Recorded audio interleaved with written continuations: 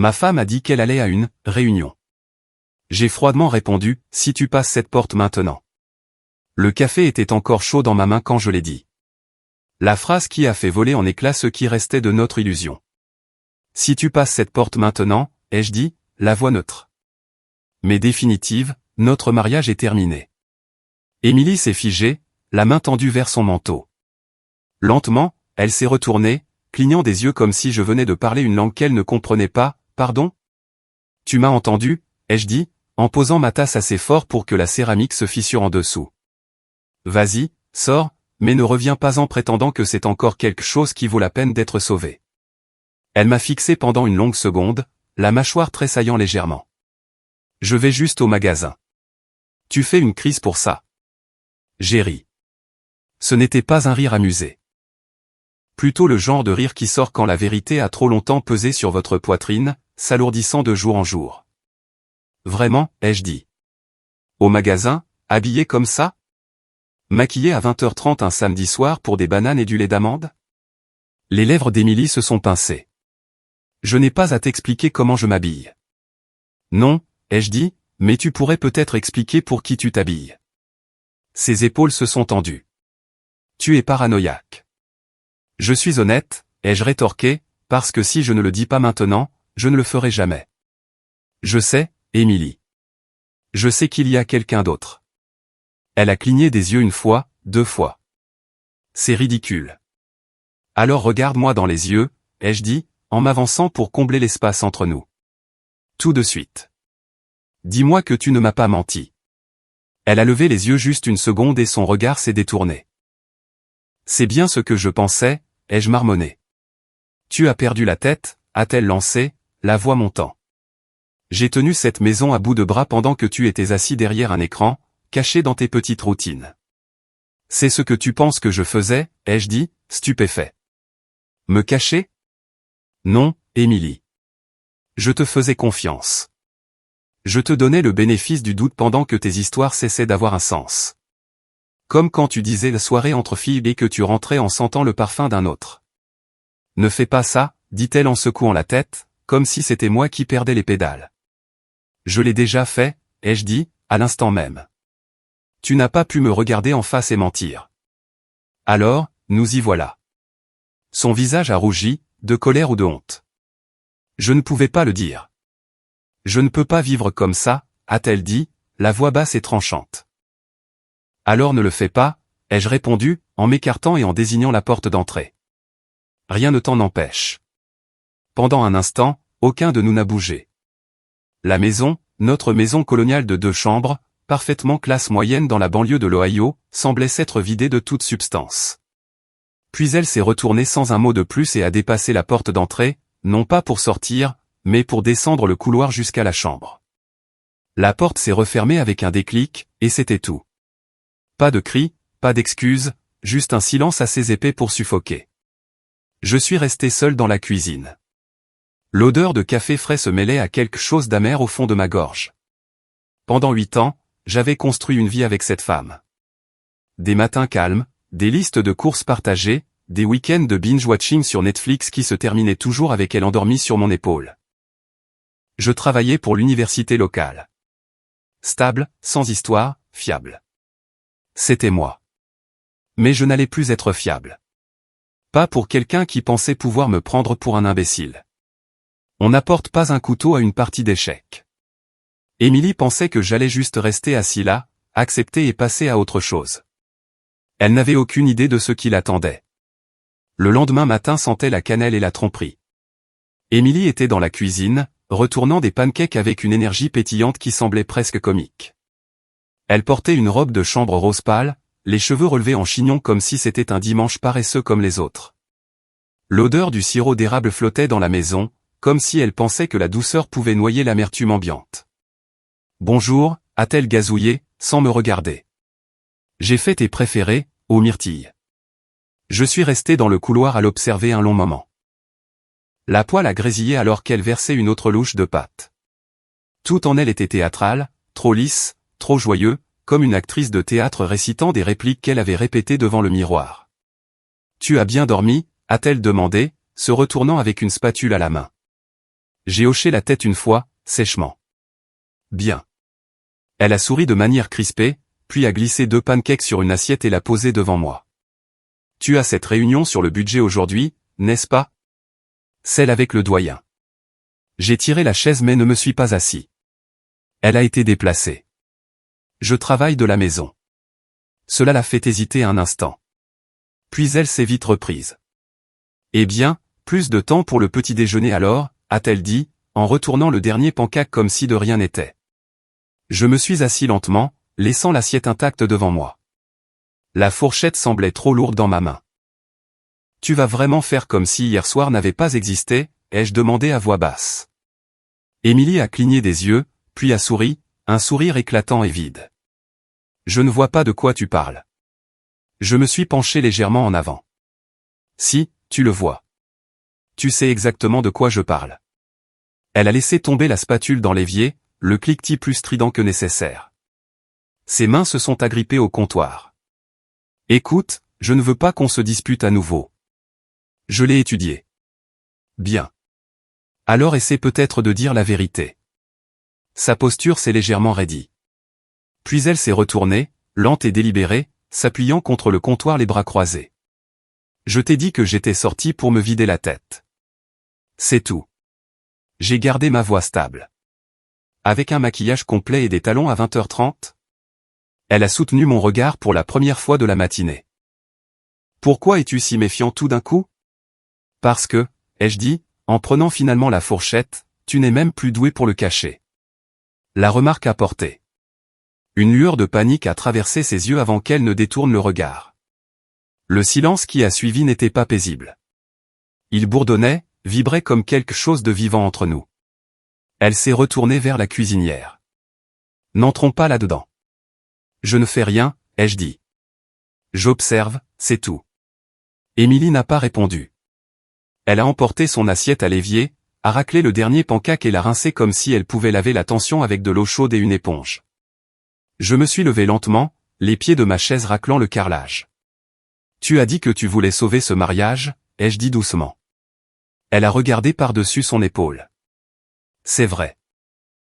Alors pourquoi ai-je l'impression d'être le seul à ne pas jouer la comédie? Émilie n'a pas répondu. J'ai quitté la cuisine et j'ai traversé le couloir, chaque pas résonnant plus qu'il n'aurait dû. Arrivé à mon bureau, j'ai fermé la porte et j'ai expiré lentement. Il fut un temps où le petit déjeuner était synonyme de réconfort. Des rires partagés, un baiser sur la joue, la lumière du matin se déversant sur notre table comme une promesse. Maintenant, c'était une scène, une mascarade, et je ne jouais plus. Je suis rentré plus tôt que d'habitude ce jour-là. Ce n'était pas prévu. Je n'arrivais tout simplement pas à me concentrer. J'ai assisté à la moitié d'une réunion Zoom, hochant la tête devant des chiffres qui ne m'importaient pas, tandis que mon esprit revenait sans cesse à ce faux sourire, à cette voix mielleuse, à ces pancakes. Alors, j'ai fermé mon ordinateur portable, pris mes clés et je suis parti. La maison était silencieuse quand je suis arrivé. Trop silencieuse. Le garage était vide. La voiture d'Émilie n'était pas là. J'ai jeté un coup d'œil à l'horloge murale. 15h42, elle rentrait généralement vers 17h, à moins d'avoir des projets. Je ne suis pas allé directement au salon. Au lieu de cela, je me suis dirigé vers la fenêtre de devant et j'ai attendu. 10 minutes, 15. Puis des phares ont balayé l'allée. Je l'ai regardé sortir de la voiture, portant ce même chemisier moulant qu'elle réservait autrefois à nos dîners d'anniversaire. Ses cheveux étaient faits, aussi. Faits. Son rouge à lèvres s'estompait, comme si elle avait beaucoup parlé. Ou beaucoup embrassé. Elle a vu ma voiture avant d'ouvrir la porte. C'est là que son visage a changé. La panique. C'était subtil mais indubitable, comme si elle était entrée dans la mauvaise pièce et réalisait qu'elle ne pourrait pas s'en sortir avec un mensonge assez rapidement. La porte a grincé en s'ouvrant. Elle est entrée comme une adolescente rentrant après le couvre-feu, essayant de prétendre que rien n'était anormal. « Salut », a-t-elle dit, en posant nonchalamment son sac à main. « Je ne m'attendais pas à te voir à la maison si tôt. » Je suis resté sur le canapé, la télécommande à la main, sans la regarder. J'avais mal à la tête, ai-je répondu d'un ton plat. J'ai pensé écourter ma journée. Elle est allée à la cuisine. Tu veux du thé ou quelque chose? Non merci. Elle se déplaçait plus lentement que d'habitude, comme si elle réfléchissait à chaque pas, chaque respiration. J'ai attendu qu'elle attrape un verre. Puis je me suis levé. Tu as dit que tu étais avec Sarah aujourd'hui, n'est-ce pas? Elle s'est figée, puis s'est retournée, les yeux fuyants. Oui, on a déjeuné ensemble. C'est drôle, ai-je dit en sortant mon téléphone. Parce que je viens d'appeler Sarah il y a quelques minutes. Les yeux d'Émilie se sont écarquillés. J'ai recomposé le numéro. J'ai mis l'appel sur haut-parleur. Sonnerie. Allô? La voix de Sarah est parvenue, décontractée et sans méfiance. Salut, Sarah, ai-je dit, en gardant un ton calme. Désolé de te déranger à nouveau, je voulais juste vérifier. Émilie a dit qu'elle avait déjeuné avec toi aujourd'hui. Une pause, puis, non, pas aujourd'hui. Je ne l'ai pas vue depuis la semaine dernière. J'ai jeté un coup d'œil à Émilie. Ses lèvres s'entr'ouvrirent légèrement, son visage pâlissant. Merci, ai-je dit. On se parle bientôt. J'ai mis fin à l'appel et j'ai posé le téléphone sur la table. La pièce semblait manquer d'air. Émilie se tenait là, figée, les bras étroitement croisés comme si elle essayait de se contenir. A-t-elle commencé, mais rien n'est sorti. Dis-moi juste la vérité, ai-je dit. Juste une fois. Pas de jeu, pas de sourire pendant que tu mens. Donne-moi juste ça. Elle a baissé les yeux, puis m'a regardé. J'étais seule, a-t-elle murmuré. J'avais besoin de temps pour réfléchir. Je l'ai dévisagé. Tu étais seule? Oui. Portant du parfum, avec du rouge à lèvres effacées, rentrant comme si tu avais vu un fantôme. Elle n'a rien dit. Je me suis approché. Tu ne vas pas l'admettre, n'est-ce pas? Je n'ai rien fait, a-t-elle dit. Mais sa voix s'est brisée, juste un peu. Et c'était ça, avec Émilie. Elle n'avait pas besoin d'avouer. Son visage parlait pour elle. Je n'ai pas crié, je n'ai pas pleuré. Je suis juste resté là à la regarder s'effondrer. Il ne s'agissait pas de la prendre en flagrant délit de mensonge. Il s'agissait de voir le dernier lambeau de respect que j'avais pour elle se désintégrer. Elle s'est détournée, les épaules tremblantes, les mains couvrant sa bouche. Je ne l'ai pas touchée, ne l'ai pas réconfortée. Au lieu de cela, je suis passé devant elle, j'ai traversé le couloir et je suis entré dans la chambre d'amis. J'ai fermé la porte derrière moi. La laissant s'asseoir avec le silence, parce que la prochaine fois que je poserai une question, ce ne serait pas pour avoir des réponses. Ce serait pour dire au revoir. Elle se tenait dans le couloir, les bras croisés, me barrant le passage comme si elle se souvenait soudainement qu'elle avait encore du pouvoir ici. Tu ne peux pas simplement partir, a dit Émilie, la voix tremblante. C'est notre maison. Non, ai-je dit calmement, la valise à la main. C'était la nôtre. Maintenant, c'est juste un endroit où les gens mentent. Les roulettes de la valise cliquetaient doucement sur le parquet alors que je passais à côté d'elle. Elle s'est de nouveau mise devant moi. Brian, s'il te plaît, a-t-elle dit, la voix brisée. On peut juste parler d'abord? J'ai posé lentement la valise et je l'ai regardée. Tu as eu plein d'occasions de parler. Tout ce que j'ai toujours voulu, c'était l'honnêteté. Mais tu n'as même pas pu me donner ça. Ses yeux se sont remplis de larmes, mais je n'ai pas bougé. Je n'étais pas froid. J'étais lucide. Tu exagères tout, a-t-elle dit, sa voix montant juste assez pour laisser transparaître la panique.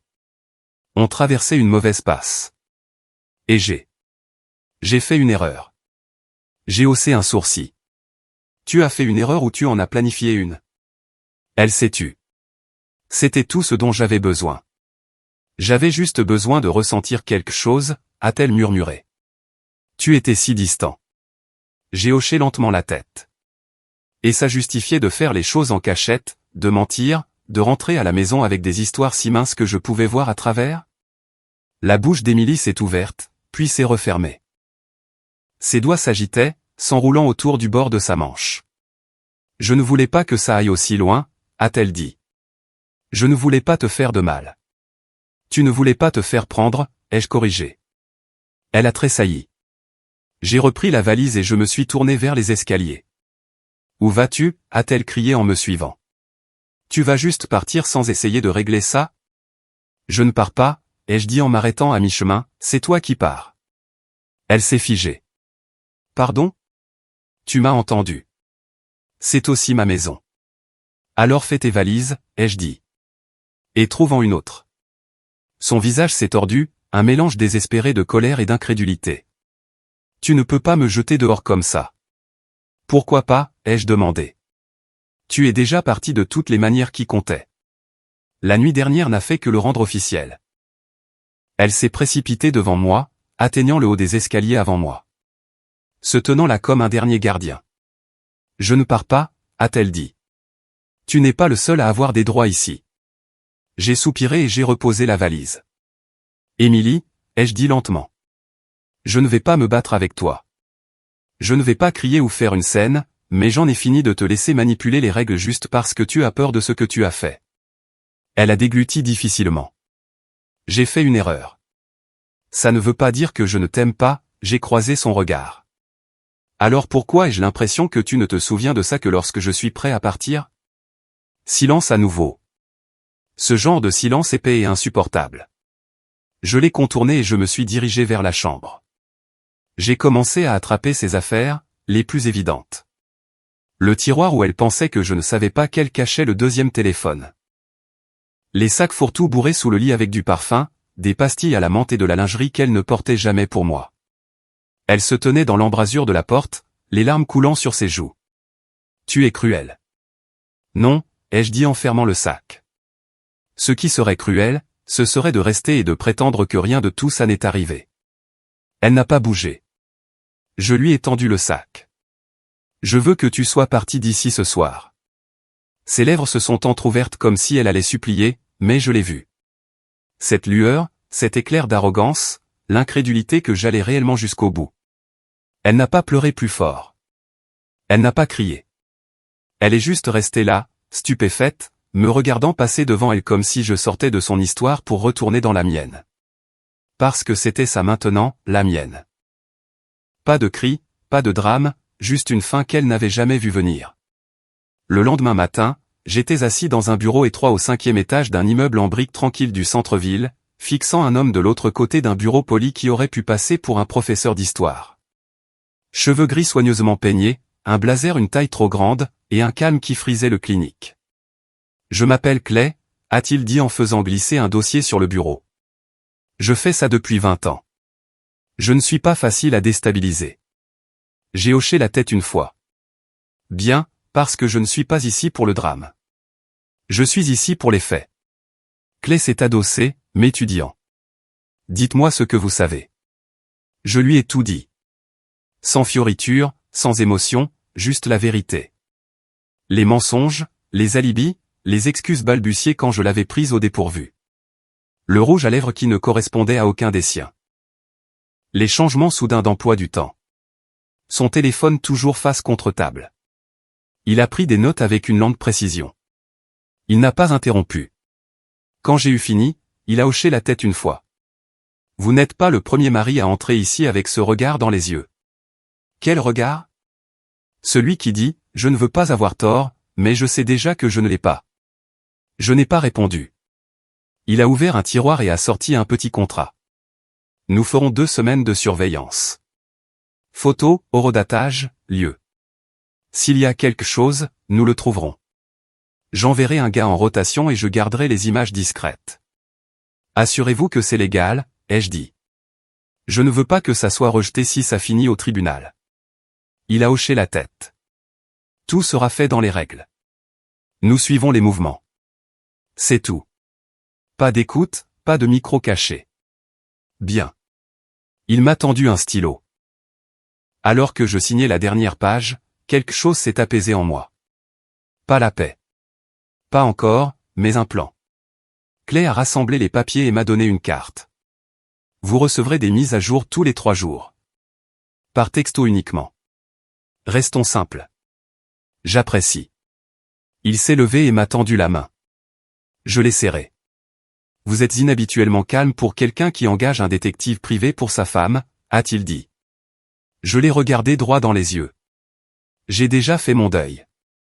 Maintenant, je m'occupe des affaires. Sur le chemin du retour, la ville défilait comme un bruit de fond. Devantures de magasins, panneaux de signalisation, des gens traversant la rue avec des lattes à la main et des écouteurs aux oreilles. Tout le monde vivait encore sa version de la normalité.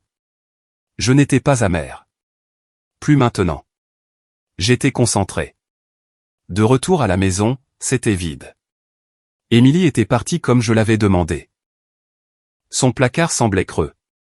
Sa coiffeuse était débarrassée du maquillage, mais l'odeur de son parfum flottait encore faiblement dans la salle de bain.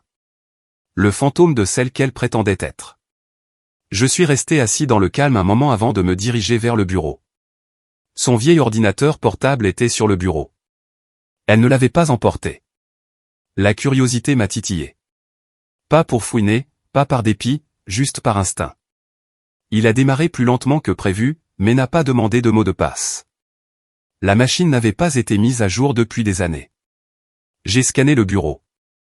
Des dossiers, des emails, des fichiers immobiliers. Puis je l'ai vu. Réservation. J'ai ouvert le dossier. À l'intérieur, un PDF. Une confirmation d'hôtel.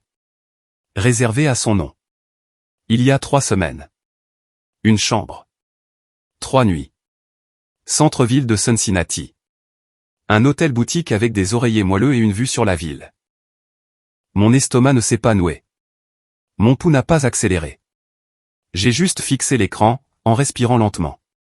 Les dates coïncidaient parfaitement avec l'une de ces retraites de réseautage, entre filles. Le genre dont elle ne parlait jamais sur les réseaux sociaux. Le genre qui se terminait avec elle rentrant à la maison avec un peu moins d'affection dans la voix. J'ai imprimé la confirmation, je l'ai glissé dans un dossier, et j'ai rangé ce dossier dans un tiroir étiqueté simplement « Clé ». Pas de cris, pas de menaces, juste les pièces d'un puzzle qui s'emboîtaient. La maison était silencieuse, mais pour la première fois depuis des semaines, le silence semblait gérable. Elle avait menti. Je le savais maintenant, mais le savoir n'était pas la fin. C'était le début. Elle est revenue. Ce soir-là, juste après le coucher du soleil, des phares ont de nouveau balayé l'allée. Depuis la fenêtre du bureau, je l'ai regardée sortir de sa voiture, ses talons claquant sur le trottoir comme si rien n'avait changé. Pas de valise cette fois, juste son sac à main et une fine couche de défi couvrant son visage. Elle n'a pas frappé. La porte d'entrée s'est ouverte comme si elle avait encore le droit de la franchir. Brian. Sa voix était plus légère que je ne l'attendais, prudente mais pas repentante. Je suis resté assis dans le salon, le dossier sur mes genoux, l'ordinateur portable ouvert à côté de moi. Les preuves étaient imprimées, horodatées et scellées dans une certitude calme. Je n'ai même pas eu besoin de la regarder entrer. Je suis juste venu pour parler, a-t-elle dit, se tenant juste sur le seuil. Je pense qu'on a tous les deux dit des choses qu'on ne pensait pas, cela a attiré mon attention. J'ai levé les yeux, lentement et fermement. Non. J'ai pensé tout ce que j'ai dit. Chaque mot. Elle a croisé les bras. Tu n'as pas à être froid à ce sujet. Émilie, je t'ai donné 8 ans de chaleur. Qu'est-ce que ça m'a rapporté? Elle a tressailli à cela. Juste un frémissement, mais je l'ai vu. Écoute, a-t-elle dit en se rapprochant, la voix baissant comme si elle pensait que la proximité adoucirait la vérité. J'ai paniqué. J'ai fait des choix que je n'aurais pas dû, mais on peut arranger ça. Nous, oui, toi et moi. Tu m'aimes encore, n'est-ce pas? Elle l'a dit comme une arme. Je me suis adossé à mon fauteuil, croisant calmement les mains sur le dossier. J'aime la version de toi qui ne me mentait pas en face. J'aime la femme qui riait quand je brûlais les pancakes et qui dansait pieds nus sur le sol de notre cuisine à minuit. J'ai tapoté le dossier avec mon doigt. Mais cette version n'existe plus. La mâchoire d'Émilie s'est contractée. Qu'est-ce que c'est que ça? J'ai ouvert le dossier et je l'ai tourné vers elle. Elle a fixé la confirmation d'hôtel, clignant des yeux comme si l'impression allait se réorganiser en quelque chose d'inoffensif. Tu es allé à Cincinnati, ai-je dit, la voix plate. 3 nuits seules, selon toi. Sauf que cette réservation dit le contraire. Elle a secoué la tête. Ce n'est pas Brian, c'était. Tu veux me poursuivre pour la moitié, ai-je interrompu en fermant le dossier. Vas-y. Mais comprends bien une chose. Quand nous serons au tribunal, cette réservation, et tout ce que Clay trouvera ensuite, parleront plus fort que n'importe quelle histoire que tu essaieras de raconter. Sa bouche s'est ouverte. C'est refermé. Clay, c'est mon détective privé, ai-je dit. Il te surveille depuis des jours. Tu n'es pas aussi discrète que tu le penses. Et alors, pour la première fois depuis que tout cela a commencé, Émilie a laissé tomber le masque. Son visage a changé. Plus de larmes, plus de fausses confusions, juste une rage silencieuse. Tu me tends un piège, a-t-elle dit, la voix basse et tranchante. Quoi? Tu penses que tu vas m'humilier au tribunal? Tout prendre? Je me suis levé lentement. Non, je ne veux pas tout. Je veux juste ce qui est à moi, ma paix, ma dignité, et que mon nom soit retiré de tout ce qui est lié au tien. Elle s'est approchée, sa voix se transformant en un sifflement. Tu te prends pour un saint? Tu penses que tu peux juste rester là, suffisant, comme si rien de tout ça n'était de ta faute? Je n'ai jamais prétendu être parfait, ai-je dit. Mais je n'ai pas menti. Je n'ai pas trompé. Je ne suis pas rentré à la maison avec l'odeur de quelqu'un d'autre sur mes vêtements. Les poings d'Émilie se sont serrés, mais ses mots sortaient plus lentement maintenant. Mesuré. Tu ne contrôles pas la façon dont ça se termine. Je l'ai regardé droit dans les yeux. Alors essaie. Elle a cligné des yeux une fois, deux fois. Puis, les mains tremblantes, elle a attrapé le dossier sur la table basse, l'a fourré dans son sac à main et s'est dirigée vers la porte. Tu le regretteras, a-t-elle dit par-dessus son épaule. Non, ai-je répondu. Je m'en remettrai. La porte a claqué derrière elle. Mais cette fois, elle n'a pas raisonné. Cette fois, c'était comme une porte qui se fermait pour de bon. Et derrière elle, enfin, il y avait un silence avec lequel je pouvais vivre. Le bar était sombre, exactement comme dans mes souvenirs. Boiserie foncée, un air de jazz s'échappant du haut-parleur dans le coin, et une légère odeur d'aile de poulet frites imprégnant tout. Je n'y étais pas venu depuis des années. Pas depuis mon enterrement de vie de garçon, en fait. Marcus s'est glissé dans la banquette en face de moi, posant 2 bières comme si le temps ne s'était pas écoulé. Alors, a-t-il dit en se penchant en arrière avec ce sourire en coin. Ton texto disait que tu avais besoin d'un service et d'une caméra. Ça sent les ennuis, en général. J'ai souri faiblement. Tu as toujours été doué pour lire entre les lignes. Il a haussé un sourcil. C'est à propos d'Émilie? J'ai hoché la tête. Il n'a pas demandé de détails. Il a juste pris une gorgée de sa bière, les yeux fixés sur les miens. De quoi as-tu besoin? Une preuve vidéo de là où elle va, de qui elle rencontre. 100% indéniable. Marcus s'est gratté la barbe. Pensif. Tu veux du dramatique ou du discret? Propre, ai-je dit. Tranchant et légal. Je ne veux pas être le type qui s'abaisse juste pour gagner. Je veux juste la vérité en vidéo. Il a tapoté 2 fois la table. Compris. C'est ce que j'aimais chez Marcus. Il n'était pas indiscret. Il savait quand écouter et quand agir. 10 ans plus tôt, nous avions filmé des documentaires universitaires ensemble avec des caméras empruntées. Maintenant, nous planifions une opération de surveillance comme 2 pères de famille blasés avec une rancune commune. Tu penses vraiment qu'elle va tomber dans le piège? A-t-il demandé. Elle ne cherche pas de piège, ai-je dit. Elle pense qu'elle est déjà tirée d'affaire. Il s'est penché. Alors, assurons-nous qu'elle ne le soit pas, pour la première fois depuis des semaines, je me suis permis de rire. Ce n'était pas un rire joyeux, mais il était réel. Le fait d'être assis en face de quelqu'un qui ne voulait rien de moi, pas d'excuses, pas d'explications, pas de comédie, me rappelait que je n'étais pas fou. J'en avais juste enfin fini de me faire manipuler. Nous avons passé l'heure suivante à dessiner des plans sur des serviettes en papier, lieu, hôtel possible, configuration de matériel. Marcus était d'une efficacité agaçante, listant déjà les équipements et les créneaux horaires. Quand je suis sorti dans l'air frais de la nuit, j'avais ce dont j'avais besoin, un plan, et quelqu'un dans mon camp qui savait comment capturer la vérité, pas seulement pour le tribunal, mais pour moi. La porte de la chambre 204 avait connu des jours meilleurs. La peinture était écaillée, le numéro tenait à peine sur la plaque, et tout le couloir sentait légèrement l'eau de javel et le désodorisant bon marché. Le genre d'endroit où les secrets s'enregistrent discrètement et ne laissent pas de reçu. Marcus se tenait à côté de moi, son sac de caméra en bandoulière, mâchouillant un cure-dent comme s'il était de retour sur le tournage d'un film d'étudiant. « Tu es sûr que c'est la bonne ?» a-t-il demandé en ajustant les niveaux du micro de son équipement. J'ai hoché la tête. Positif. Clay l'a suivi ici hier. Même voiture, même type. Ils se sont enregistrés à nouveau cet après-midi. Marcus a jeté un coup d'œil à la fine moquette de l'hôtel. Un endroit comme ça ne pose pas trop de questions, hein? Non, ai-je marmonné. C'est pour ça qu'ils l'ont choisi. Nous nous sommes positionnés près de la porte, assez près pour entendre des mouvements, mais pas assez pour être vus à travers le Judas. Marcus a sorti une petite GoPro de sa poche et l'a placée bas dans le coin du couloir, inclinée juste assez pour filmer quiconque sortirait de la chambre. Puis nous avons attendu. Le temps s'étire étrangement dans des moments comme celui-ci.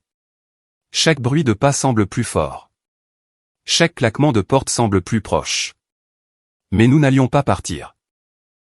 Pas avant d'avoir ce pourquoi nous étions venus. À 19h14 précise, le son étouffé d'un rire s'est échappé de la porte. Puis une pause, puis le rythme indubitable de corps. Maladroit, essoufflé, insouciant, comme le deviennent les gens quand ils pensent que personne n'écoute. Marcus a haussé les sourcils. C'est le signal? Je n'ai rien dit. Je me suis juste avancé et j'ai frappé 3 fois. Ferme, délibéré. Silence, puis des chuchotements frénétiques derrière la porte. Un bruit sourd. Des pas. J'ai frappé à nouveau. Plus fort. Service de chambre, ai-je dit d'un ton plat. Marcus a eu un petit rire sec. La porte s'est entr'ouverte. Je n'ai pas attendu. Je l'ai poussée et je suis entré. Émilie a crié. Elle était à moitié couverte par le drap, les cheveux en bataille, le visage figé par la terreur. L'homme à côté d'elle, d'âge moyen, bedonnant, les yeux écarquillés, se débattait, à moitié dans son pantalon, trébuchant sur ses chaussures alors qu'il se précipitait vers le coin de la pièce. « C'est quoi ce bordel » a-t-il aboyé. Mais je ne le regardais pas. Mes yeux étaient sur elle. Émilie, la femme qui m'avait dit que j'étais paranoïaque, que j'imaginais des choses, qui m'avait demandé de croire en elle pendant qu'elle était occupée à faire ça. Souriez, a dit Marcus depuis le couloir, la caméra tournant dans ses mains. Émilie a serré la couverture plus fort autour d'elle, sa voix stridente maintenant. Éteins ça. Tu n'as pas le droit. C'est illégal. Non, ai-je dit, calme comme jamais. C'est une preuve dans un lieu public. Pas de caméra cachée, pas de ruse, juste la vérité. La sécurité de l'hôtel est arrivée quelques minutes plus tard, alertée par le chaos. Ils ont essayé de jouer les médiateurs, nous ont demandé de partir, ont dit qu'ils examineraient la situation. Nous n'avons pas discuté. Marcus avait ce que nous étions venus chercher. En descendant le couloir, il m'a donné un coup de coude. Ça va? J'ai hoché la tête. Droit devant. Je ne suis pas en colère. Il a penché la tête. Non, non, ai-je dit. J'en ai fini. Dehors, la nuit était fraîche et calme. J'ai inspiré profondément, l'air piquant de la poussière de la ville et du froid d'octobre. Derrière moi, la chambre 204 bourdonnait encore de voix fortes et de panique. Mais ce n'était plus mon histoire. Mon histoire, c'était de m'en aller avec des preuves et la paix. La maison nous a accueillis avec le genre de silence qui n'avait plus besoin d'être comblé. Il n'était pas lourd ou tendu. Il était propre, honnête, un silence avec lequel je pouvais vivre. Marcus a fermé la porte d'entrée d'un coup de pied derrière lui, son sac de caméra tombant sur le sol avec un bruit sourd. Mec, a-t-il expiré. Tu sais vraiment comment gâcher la soirée de quelqu'un. Il a ouvert 2 bières du frigo comme s'il l'avait fait 100 fois dans cette maison. Peut-être que c'était le cas. À l'époque où la vie était simple, quand Émilie et moi organisions des soirées jeux et brûlions des pizzas avec des rires en fond sonore au lieu de mensonges. À la justice poétique, a-t-il dit en levant une bière. J'ai entrechoqué la mienne contre la sienne. Au fait de voir enfin les choses clairement. Nous nous sommes laissés tomber sur le canapé, le même qu'Émilie avait choisi après 3 week-ends de visite de showroom. Elle voulait quelque chose de terreux mais d'élégant. Maintenant, il était juste marron, taché et à moi. Marcus a branché la caméra à la télé. Un écran bleu a clignoté. Puis l'enregistrement a commencé. Il a débuté par le couloir silencieux du motel Bon Marché. Les numéros sur les portes tenant à peine droit. Marcus avait fait un sacré bon travail. Grand angle, prise de vue stable, horodatée, professionnelle, presque cinématographique. Puis sont venus les sons. Des rires étouffés, des ressorts de lit qui grincent, un halètement, le son familier de sa voix, douce, sirupeuse, comme si elle pensait que les murs étaient insonorisés, comme si elle pensait que le monde s'arrêtait à cette porte. Puis le coup. Même en le revoyant, ça a frappé comme le tonnerre. J'ai regardé l'écran attentivement, mon corps étrangement immobile. Il n'y avait aucun frisson, aucune suffisance, juste une confirmation profonde et creuse, une confirmation avec laquelle j'avais déjà fait la paix. La porte s'est entr'ouverte. La scène s'est déroulée. Émilie, surprise, emmêlée dans des draps bon marché, a crié. Le type, plus âgé que je ne le pensais, le visage rouge et grassouillet, a juré et a trébuché. Marcus a tout filmé. La panique, le chaos, les expressions figées comme s'ils avaient été pris sur le fait. Marcus a mis sur pause. Nous avons fixé l'image pendant un long moment. Ce type, a dit Marcus finalement, on dirait qu'il vend des tonnées en porte-à-porte. J'ai éclaté de rire. C'était étrange dans ma gorge. Rouillé, comme s'il s'était caché. Tu crois qu'il savait à quel genre de soirée il s'était inscrit? Oh, je pense qu'il l'a compris très vite quand tu es arrivé. Je me suis adossé, laissant la bière fraîche pressée contre ma paume. Tu sais ce qui est fou, ai-je dit. Je ne suis même pas en colère. Marcus a jeté un coup d'œil. Même pas un peu? J'ai secoué la tête. Je l'étais. À l'époque où je pensais encore que ça pouvait être sauvé. Maintenant, je me sens juste. Fini. Comme si tout ce que j'avais besoin de lâcher, je l'avais laissé dans cette chambre de motel. Il a hoché lentement la tête. Tourner la page n'est pas toujours simple. Mais putain, c'était définitif. Nous sommes restés en silence un moment, l'écran vacillant sur l'image en pause derrière nous. Je pensais que je voudrais me venger, ai-je dit. Mais tout ce que je voulais, c'était la clarté. La preuve que je n'étais pas le fou, que je n'avais pas imaginé qu'elle s'éloignait. Et maintenant tu l'as, a dit Marcus. Je l'ai en HD, ai-je souri. Il s'est penché en avant, se frottant la nuque. Qu'est-ce que tu vas en faire? Je vais la donner à Hélène, mon avocate. La laisser la verser au dossier. Pas besoin de drame. Juste de la précision. Marcus a incliné sa bouteille en signe d'approbation. Classe. J'aime ça. Je me suis levé et je suis allé sur le porche, la bouteille à la main. L'air de la nuit était vif, mordant juste assez pour me garder ancré. Les feuilles bruissaient sur le trottoir et quelque part, un chien aboyait au loin. Marcus m'a rejoint un instant plus tard. Tu te demandes parfois comment on en est arrivé là, a-t-il demandé. Tous les jours. Tu penses que tu lui pardonneras. J'ai pris une longue inspiration. Peut-être un jour, mais je n'oublierai jamais ce que ça m'a appris. Il m'a tapé sur l'épaule. Ça, c'est de la maturité, mec. Nous sommes restés là un moment, sans parler, juste à respirer. Et dans ce silence, enfin, je n'attendais plus de réponse. Je les avais déjà. Marcus est parti juste après minuit, son équipement en bandoulière et ce sourire en coin toujours sur son visage. Si jamais tu as besoin de gâcher la soirée de quelqu'un d'autre, a-t-il dit. Tu sais qui appeler. J'ai ri sincèrement. J'espère ne jamais en avoir besoin. La porte s'est refermée derrière lui, et d'un coup, j'étais seul.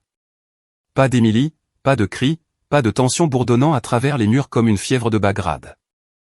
Juste le silence. Je suis allé à la cuisine, j'ai ouvert le tiroir à côté du frigo et j'ai sorti la vieille boîte en cèdre. À l'intérieur, enveloppé dans du papier de soie jaunie, se trouvait le cigare que mon père m'avait donné la veille de mon mariage. Ne le fume que si le moment l'exige, avait-il dit avec un clin d'œil. La joie ou le chagrin, rien entre les deux. Je ne l'ai jamais fumé pour les anniversaires, jamais pour les fêtes, mais ce soir me semblait être exactement le moment dont il parlait. L'allumette s'est enflammée, une brève lueur dans l'obscurité. Le cigare a pris avec une lente combustion, envoyant des volutes de fumée s'enrouler dans l'air nocturne. En sortant sur le porche, le bois a craqué sous mes pieds, de vieilles planches usées par des années à faire les 100 pas, à se disputer, à attendre des phares qui arrivaient trop tard, ou pas du tout. Mais ce soir, ce n'était pas le sol qui craquait. C'était le son de quelque chose qui s'apaisait en moi. Je me suis adossé à la chaise, la nuit s'étendant, vaste et silencieuse, autour de moi. La brise fraîche transportait l'odeur de la fumée, des feuilles mortes et de la liberté. Il fut un temps où elle m'aurait manqué dans cette quiétude. Je me serais demandé ce qu'elle faisait, avec qui elle le faisait. Mais cette douleur avait disparu. Non pas parce que la blessure avait cicatrisé, mais parce que la clarté avait rempli l'espace qu'elle occupait autrefois. Elle a menti. Elle a trahi. Et j'y ai fait face. Je n'ai pas crié. Je n'ai pas supplié. Je ne me suis pas effondré. J'ai rassemblé des preuves. J'ai gardé ma dignité. J'ai protégé ce qui était à moi. Et ça, je l'ai réalisé, était plus puissant que n'importe quel fantasme de vengeance. À l'intérieur, les lumières étaient tamisées. Le dossier était posé sur le comptoir à côté de mes clés, prêt à être remis à Hélène le matin. Tout était en mouvement maintenant. Le divorce, le partage, son effacement de ma vie légale. Ce qui m'a le plus surpris, ce n'est pas la colère que je m'attendais à ressentir. C'était le soulagement.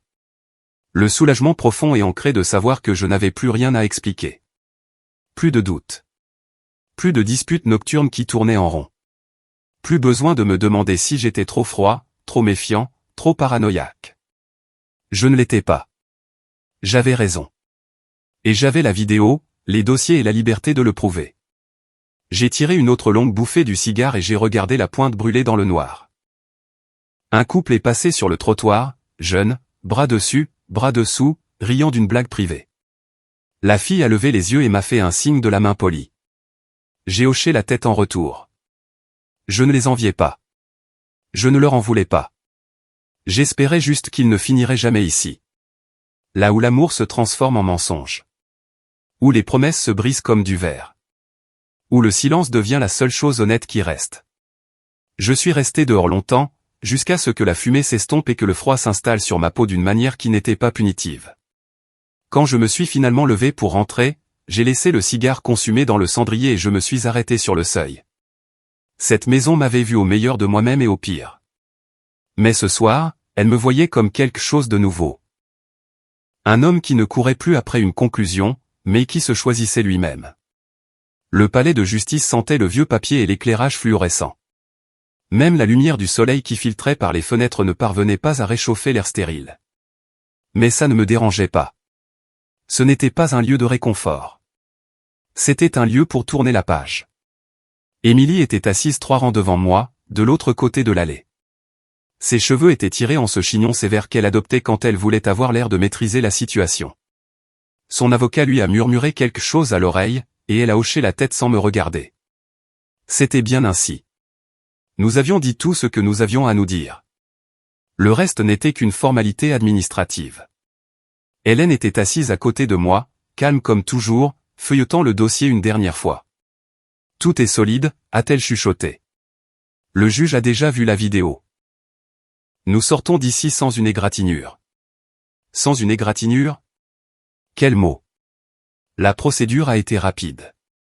Langage juridique, signature, des questions qui ne nécessitaient rien de plus qu'un oui ou un non. Émilie n'a pas contesté les termes. Plus maintenant. Pas après l'épreuve. Pas après que j'ai refusé de jouer la victime pour devenir le narrateur. Elle a signé les papiers la main tremblante. J'ai signé d'une main ferme. Et d'un coup, c'était fini. Pas d'explosion, pas de crise de nerfs dramatique, juste une fin légale à une guerre émotionnelle qui avait déjà été menée et gagnée en silence. Quand ce fut terminé, je me suis levé, j'ai fait un signe de tête polie au juge et je suis sorti. Je n'ai pas regardé en arrière. Dehors, le soleil d'octobre était chaud sur mon visage. Le vent soulevait les feuilles sur les marches de marbre. Au loin, une alarme de voiture a bipé 2 fois et s'est tue. Et là, debout près de la fontaine du palais de justice, se trouvait Jenna. Elle avait l'air différente à la lumière du jour. Jenna était une collègue, DRH, pour être exact. Intelligente, gentille, toujours polie mais jamais intrusive.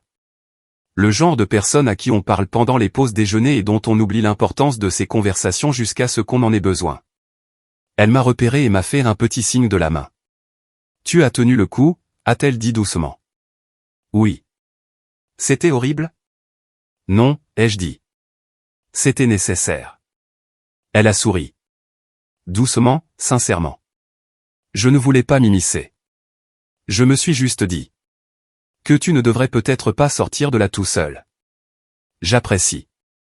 Nous sommes restés là une seconde, le poids de l'air du tribunal s'accrochant encore à moi comme de la poussière. Ça va, a-t-elle demandé. J'ai levé les yeux vers le palais de justice derrière moi, puis vers le chemin vide devant. Je crois que oui. Elle a souri à nouveau, avec cette même douceur prudente que j'avais vue lors de longues réunions et de délais tardifs. Je pensais, a-t-elle dit, il y a un café à 2 rues d'ici. Calme, sans distraction.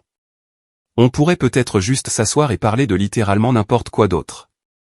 J'ai fait une pause, non pas parce que je n'étais pas prêt, mais parce que ça faisait du bien qu'on me propose quelque chose sans attente. Juste de la compagnie, juste de l'air. Montre le chemin, ai-je dit. Alors que nous marchions côte à côte, sans nous toucher, sans nous presser, existant simplement dans la même poche de calme, j'ai réalisé quelque chose. Ce n'était pas un nouveau chapitre. Ce n'était même pas un nouveau livre. C'était une nouvelle étagère. Une où je n'aurais pas à m'excuser d'attendre l'honnêteté. Une où la confiance n'était pas une négociation, mais une fondation. J'ai jeté un coup d'œil à Jenna. Elle me parlait d'un podcast horrible qu'elle s'était forcée à finir. Et j'ai ri, non pas par obligation, mais parce que c'était vraiment drôle. Et à ce moment-là, j'ai compris. La guérison n'arrive pas toujours avec fracas. Parfois, elle marche à vos côtés sous le soleil d'automne, ne demandant rien de plus que votre présence. Et après tout, c'était plus que suffisant.